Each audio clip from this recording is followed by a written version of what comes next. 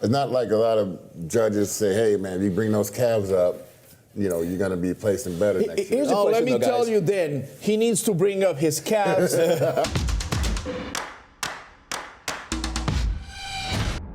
What's up guys and welcome. You are watching Fazi Fitness.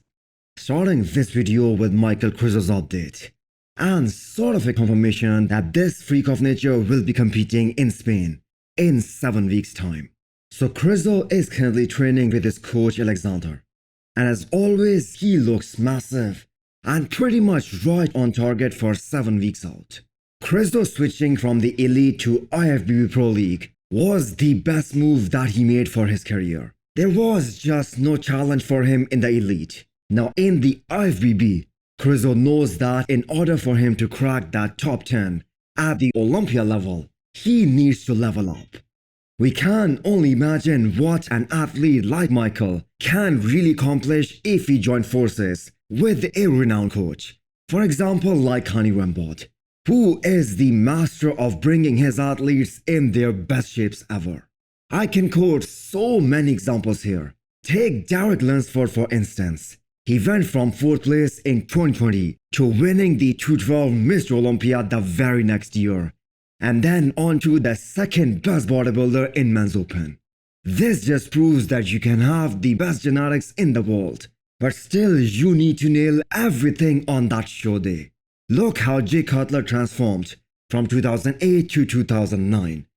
Chris Bumstead from 2021 to 2022.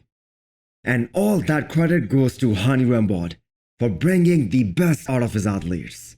And after watching Krizo's performance at this past Mr. Olympia, we all know he still has some margin of improvements, especially in the conditioning aspect. Thankfully, he is a young athlete. He is just 31 years old, so he hasn't hit his prime yet, but I think he will soon, and he still has a long bodybuilding career ahead. You have the potential to be in that top 10 every year. You're not getting there because you possibly need 1 year off. James Hollingshead gave a perfect response towards the video that Mr. Olympia TV did yesterday, in which the thumbnail was kinda misleading. I think most of the people who criticized Chris Cormier and Terrick on that video, they didn't even watch it completely. It was constructive criticism, and these guys just pointed out what guys like Iain Antoine and James Hollingshead need to do in order to make a big impact on that Mr. Olympia stage. So James Hollingshead just eliminated the entire controversy by posting this response, and you have got to respect James for that. Don't know if many of you watched the video, but the video was actually cool. I had no problem with it at all. They were giving me critique from a judge standpoint, which came as a judge, and I agree with what they said, and it gave me good direction. I had no issue with it at all. I didn't get anything, no bad vibes out of it. I was actually quite happy with what they said. Very clear indication of what they, as the judges, feel that I need to improve, which is helpful for me as a bodybuilder. He knows his limitations, and he takes nothing personal.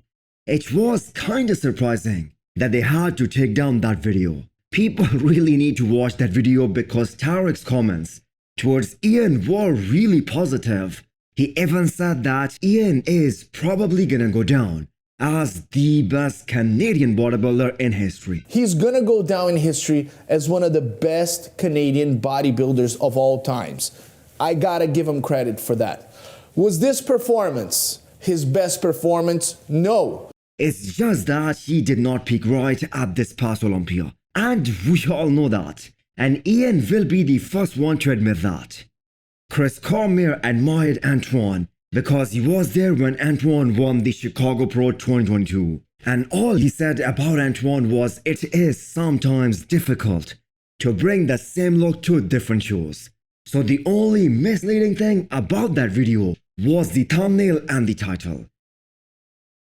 And goes to the Olympia and gets bombed. Is that who you want to be in your career? And this guy here, you know, winning the Chicago, I was there, and look, Crazy, crazy good. So how many of you have watched that video and what are your comments? Come back in 2024 with this back much improved. Come back a little bit wider, a little bit thicker, with your condition, with rested bodies.